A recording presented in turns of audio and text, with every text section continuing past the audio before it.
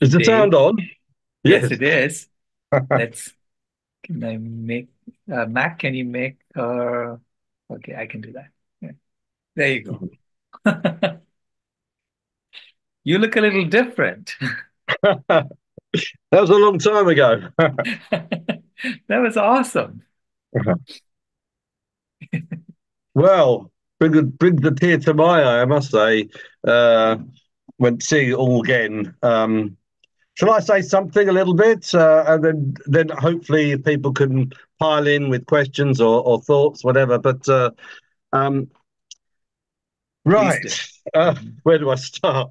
Um, so I just, it was a bit of a sidetrack for me, as I said in the film, because merely my main focus has always been community, building up our community, empowering ourselves collectively where we live, where we work.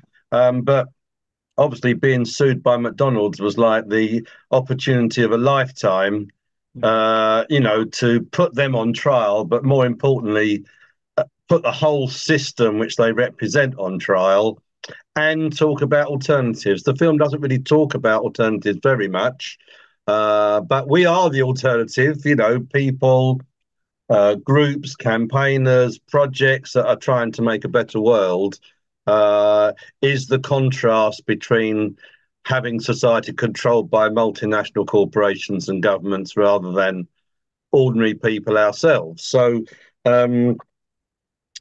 yeah, I mean, I don't know what to say, but maybe, we should see what kind of points people want to make. But yeah, over Yeah. to you. I want to say just one other thing before I hand over is that obviously the film focuses on me and Helen because we were in the court case, um, but actually the campaign was huge. We were just the figureheads, but there was a massive defiance campaign worldwide.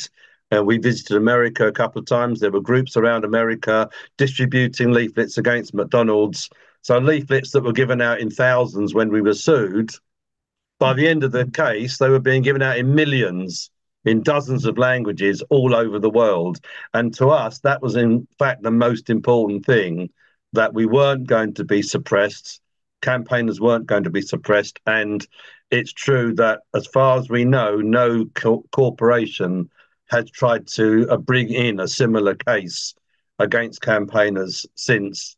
Yes, they do other kinds of legal uh, repression of campaigners, but certainly in the UK, libel laws have not been used because they're terrified of doing a McLibel.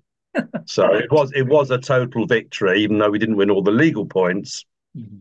It was a slaughter as far as McDonald's was concerned. So Well, it was very inspiring to watch it. Thank you so much. A number of people have raised their hands. I'm going to go in line. Watch, you're on first.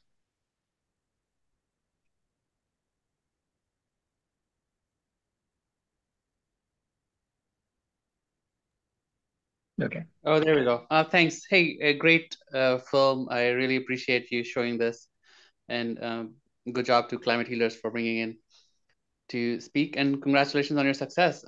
I checked out the website for the Spanner films, and there are multiple other films, so people need to check it out. I was just wondering how many of the people who were involved in making this video or the crew are they vegans? And I tried to search on the Spanner films, and there is no mention of veganism on that website. okay, so the first film that Franny, who's the director, made was actually for the Vegan Society in the UK, and it was called Truth or Dairy. And so Helen was vegan at the time. I was vegetarian. I'm still vegetarian. Um, and yeah, so there was always a very strong vegan current.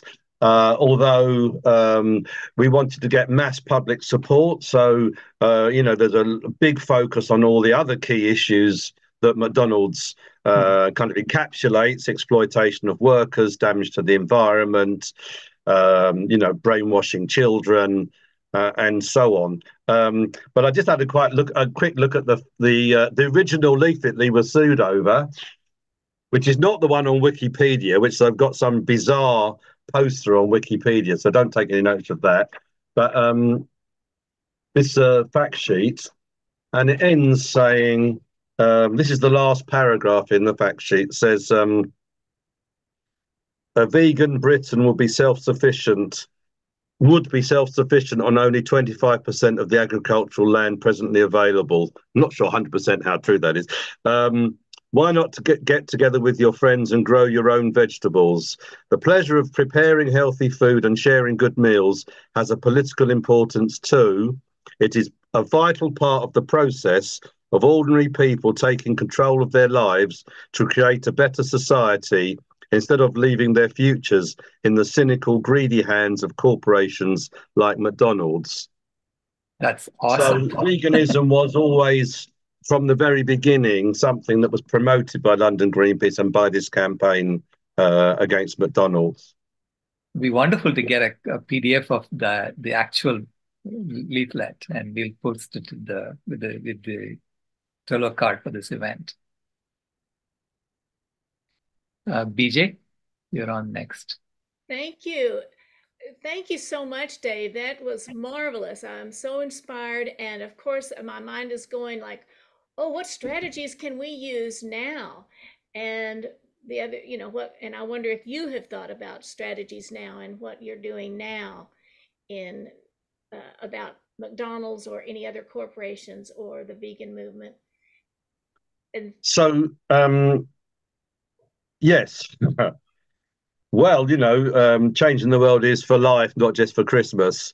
And, everyone, we appreciate all the activities that are going on throughout the world where people are trying to get control or more control over their lives collectively together.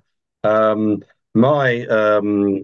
I said in the film, my focus was actually has always been on community and workplace self-organization. I think we need that. Every community in the world needs to get organized and support each other and spread positive ideas, mutual aid, solidarity, and challenge the prevailing, top-down, hierarchical, money-obsessed system that we're forced to live under.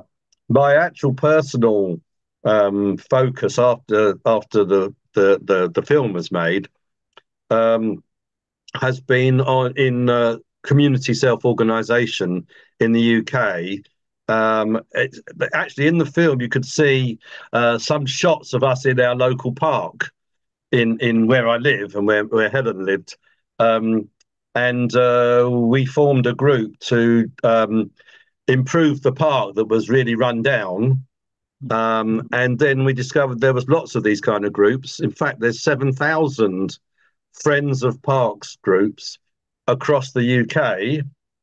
So we formed a federation, and you may be not surprised to find out who the chair of the National Federation is, which is myself. So it's a really big movement, but it's entirely based on self-organized, independent local groups of people who are passionate about protecting their local green spaces, organizing activities, of all kinds on those spaces. So that's been my main focus since then. Wonderful. Thank you. Gabrielle? Hi, Dave. Actually, I had the same question as BJ, so thank you so much for answering that. But I just want to tell you that I cried through so much of the movie because I was just so in awe of your strength and courage and perseverance. I mean, what your son had to sacrifice, what your friends and family had to sacrifice is absolutely amazing and so inspiring. And thank you so much for being what you call the figurehead, but you were out in the front lines. And I really admire you for that. Thank you so much for doing that and being the spearhead for, taking on the corporations throughout the world that are basically Not very good to us. I mean, the way that we were able to do that was because of these huge movements, the huge movements behind. So, for example, in terms of getting witnesses who had tried to form trade unions, workers at McDonald's who tried to form trade union branches, which we discovered was happening all over the world. And McDonald's had exactly the same response. The head of, personnel from Chicago would fly in, and do everything they could to kind of undermine the workers in that area, in that country as well. So we had the backing of the trade union movement. We had the backing of the environmental movement. You saw the chief executive of Friends of the Earth was one of our witnesses, and nutritionists, obviously, and animal welfare organisations.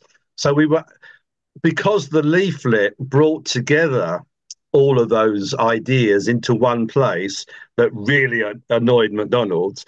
We were able to go back to those movements, and that's what gave us the strength. That's what gave us the contacts, the evidence, the donations, and most importantly, the strength, the encouragement to go through with the whole thing, and come out the other side. And come out the other side. Thank you so much. Yeah. Yes. No, but the thanks are due to those movements of which you're part. Yeah. Thank you, Dave. Sarah?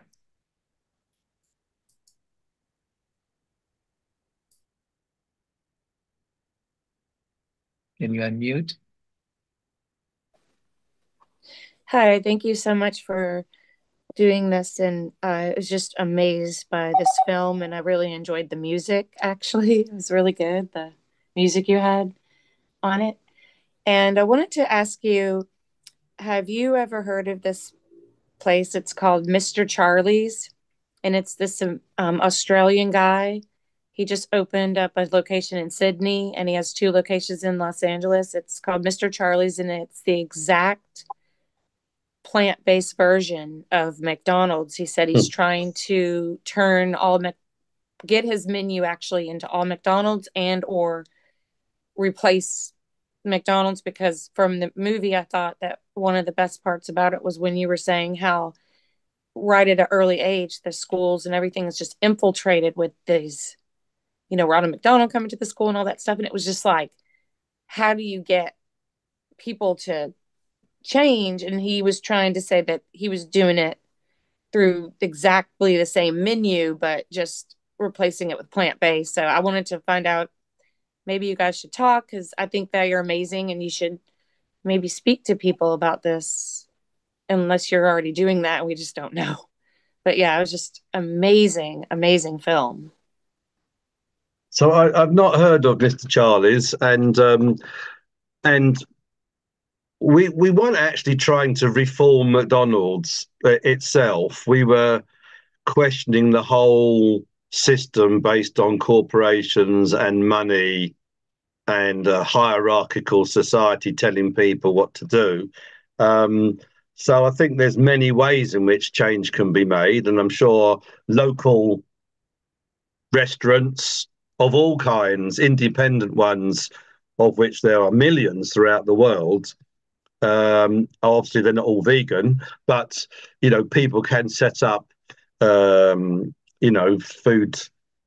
restaurants and other forms of food sharing and distribution, food growing, cooperatives,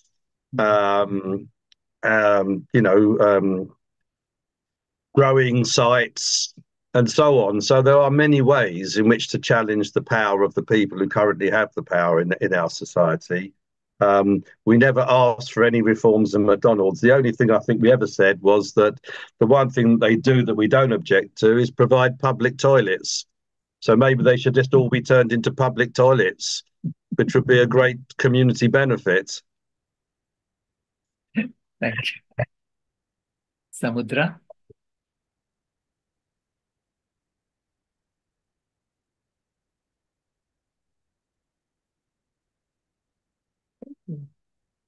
Can you unmute? Am I audible? Yeah, now you're audible. Dave said that Helen was vegan at the time.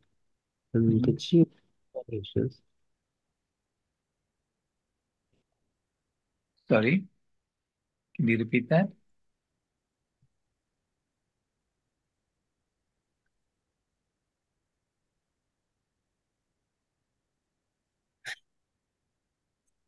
Did she run into any issues? Oh, the question is, you said that Helen was vegan at that time. Did she run into any issues? That's what he's asking. Yeah, she's not vegan now. She's vegetarian. I think she was vegan for about 20 years. I can't speak for her on, Right. but it's London Greenpeace. Not everybody in London Greenpeace was vegan. It was an active group. In fact, it was the very first Greenpeace group in Europe. And we were the only group that didn't join Greenpeace International when it was set up in 1977. We said it was the wrong approach. It was the corporate top-down approach, whereas we're encouraging decentralized collectives. The group always promoted veganism, but not everybody in the group was vegan. So, yeah. Okay. Thank you. Liz? Can you all hear me? Yes. Awesome. Well, what a wonderful inspirational piece to know. It's so good to know that there are voices that are making a difference. And back in the 90s, I wasn't aware. I was not vegan yet. And I was actually running around with McDonald's executives. They took me to McDonald's University in Chicago in a limousine where I got to meet the executives. I got to work with some of the people that developed the McRib sandwich, and they were taking me to cattle roundups. And the executive chef that was in charge of the international menu development, I got to go to a party. He'd have an annual party, and guess what? There was a feather on the menu. You want to guess what the feather was for? There was every type of meat you could imagine on the menu. There was a feather on the menu. Anybody want to guess, Sailesh? No. The feather on the menu was the gluttonous act of tickling the back of your throat to vomit so you could eat all that meat again another time. Yes, this was the McDonald's crowd I was running with. And you know what? I want to show you all something. I'm down. I live in Point Loma. This beach right here, it used to have a sandy beach. And this is the new normal. The tide is high. I come down here to walk up the street from here. A couple of years ago is the elementary school, and I saw Ronald McDonald giving an assembly. All of the students were seated in the auditorium. I walked up to the door. They had a big Ronald McDonald car, and it was a presentation on leadership. And I looked at the principal across the room, and I did this, and I met with her later and talked to her about the Ronald McDonald show and thought, the dairy industry is getting in. I actually went into schools for the egg industry before I was a vegan. I went to schools everywhere across Southern California, encouraging kids to eat more eggs during the incredible edible egg campaign. And years later, I was watching the film Vegucated. I didn't know where eggs came from or how they were made. I knew how to cook them. I almost dropped to my knees when I found out. I was so beside myself. So I really want to explore the opportunity to get programs into schools, get a dancing block of tofu up on the stage, or get the Bean Commission to come in. We need to reach our kids with education. Thank you all. Yeah, absolutely. Yeah, just say about people, inside McDonald's, as you saw in the film, one of the top Ronald McDonald's. Actually, there's quite a few Ronald McDonald's actors, and one of the top ones who gave evidence for us, quite important evidence. We won on the issue of McDonald's unethically targeting children. And his name was Jeff Giuliano, and actually he resigned from McDonald's and set up a rescue farm for injured cows. It's worth Googling Jeff Giuliano, and he's recently been an actor in this Squid series. There's some kind of, globally successful, idiotic sort of game show. But so he's still around and active. But yeah, so yeah. Yeah. I mean, obviously anyone can challenge, what they've been told, even if they're inside the system, and then of course they can reveal a lot of secrets and so on. But it doesn't happen often. I mean, you saw in the film one of the infiltrators in London Greenpeace. She actually she met the sister by chance, the sister of the filmmaker, Franny Armstrong. Her sister was on a nutrition course because she was an active vegan, and she met the infiltrator. And just by chance, they discovered that, because they mentioned me and Helen, and she said, "Oh, I infiltrated that group, so she was able to give evidence for us in the trial, saying that she was quite shocked about what she had been told to do. In fact, that she supported what we were doing rather than, the detective agency. So, and McDonald. So yeah, it's powerful when people reverse the tables from what they've been told and what they've been involved with. So yeah. Yeah, Leslie should start a McDonald's alumni. People who have given up on McDonald's. Anand Joshi. Hi there. Hi, Dave. Yeah, great documentary. Thanks for putting that together. Just on Keir Starmer and I guess the UK government. The UK government spends 1.5 billion subsidising the livestock farming industry, which is an insane amount of money. With your relationship, I don't know if you still have a relationship with Keir Starmer, or if you've been back in touch with him. Do you have any influence over that at all? I doubt it very much. I mean, I don't think we've spoken to him for about 10 years. And for those that don't know, he's leader of the Labour Party and almost certain to be the next Prime Minister in a few months' time. To climb into the corridors of power, you've got to make a lot of compromises and talk a lot of bullshit. So, which he's doing in order to get into power. So we're not expecting change to come from that source. It really is about us and the movements that we create and the pressure that we can exert, rather than relying on individual personalities, however powerful and however well-meaning. They're highly constrained about what they can do, and if he puts a foot out of line, the press will attack him, and his government will be out. I mean, the meat lobbyists are way too powerful, and they have definitely an in within these governments. But I think that's definitely a space that we need to tackle as an industry trying to battle against this. So I mean, yeah, if you can get back in touch with him and maybe work with some of the other groups, with Sailesh.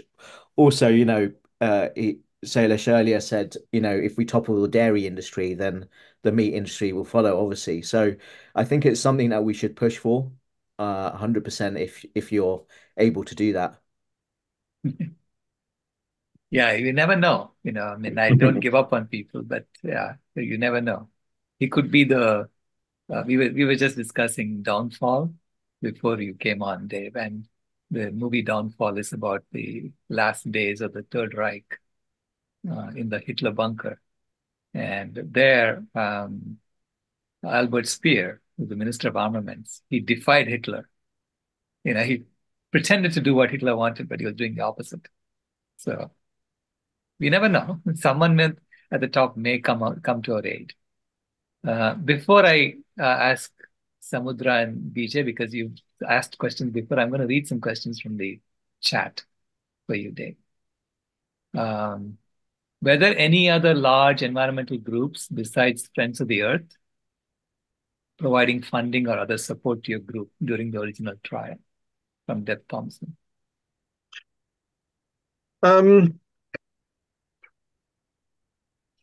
We had general widespread support, most importantly, public support. I remember that at one point, one of the most right-wing and biggest circulation national papers in the UK was going to, obviously preparing to attack us and going to visit our relatives and looking into our history and preparing a kind of, a piece to kind of attack our reputations. And they never published it. And the reason they didn't, we think, is because we had massive public support. And it wasn't really about us personally. Really, McDonald's was on trial, and the truth of McDonald's is you can't conceal it. They're so despised. I mean, they're loved as well, in terms of the amount of people that go there. But to be honest, parents don't like them. Workers who've worked there don't like them. So and so on. And people object to their advertising and so on. So we had general support from campaign groups and environmental organisations, but there was only a few that specifically got actively involved in the campaign, if you like. A lot of them are still scared of McDonald's, to be honest, because they'd sued everybody. So, yeah. Another question is, do you have any advice to lessen the power of animal agriculture multinationals? Any advice on... To lessen the power of Yes, to increase our power. Right. I think that's the way to lessen the power of those who have the power, is to increase the power in the hands of the people. And that could only come from building groups, networks, movements of all kinds, whether it's around workplaces, or whether it's around racism and policing, or whether it's around the environment or food. And the more movements, and the more that the movements cross-fertilize and support each other, and people power becomes a kind of real influential factor in society. And I think that we should encourage people to have a vision of a different kind of society. If all the movements, instead of focusing on elections, said, well, the focus has got to be to create a different kind of society, right, run by people ourselves collectively, where we live and work, then people begin to get some hope that there is an alternative, rather than relying on the authorities in somehow changing their policies, which you can do with a huge amount of effort on a small scale, but then 5 years later they can just click their fingers and scrap that law that you work so hard to create. Better to empower ourselves more and more every month, every year, and create a society that's a long-term sustainable one. Absolutely. One last question from the chat. Kids are still eating McDonald's and other sources like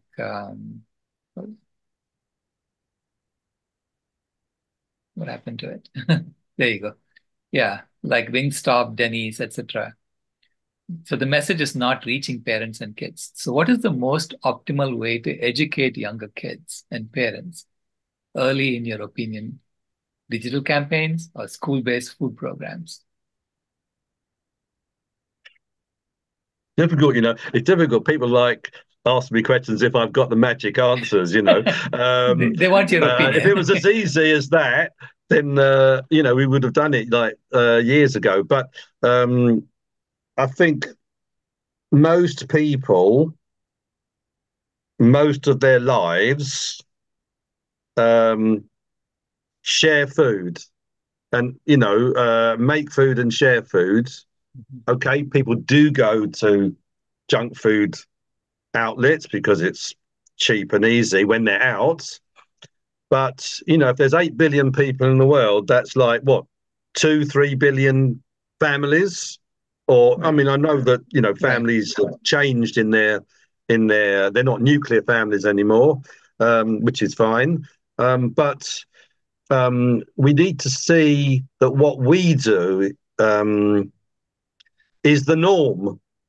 I think one of your participants said this earlier on. Let's just believe that the world has changed. I think it's a slightly bit more complicated than that. But like, if we believe that what we're doing is normal, that sharing food rather than selling it to somebody to make profit actually is completely normal. And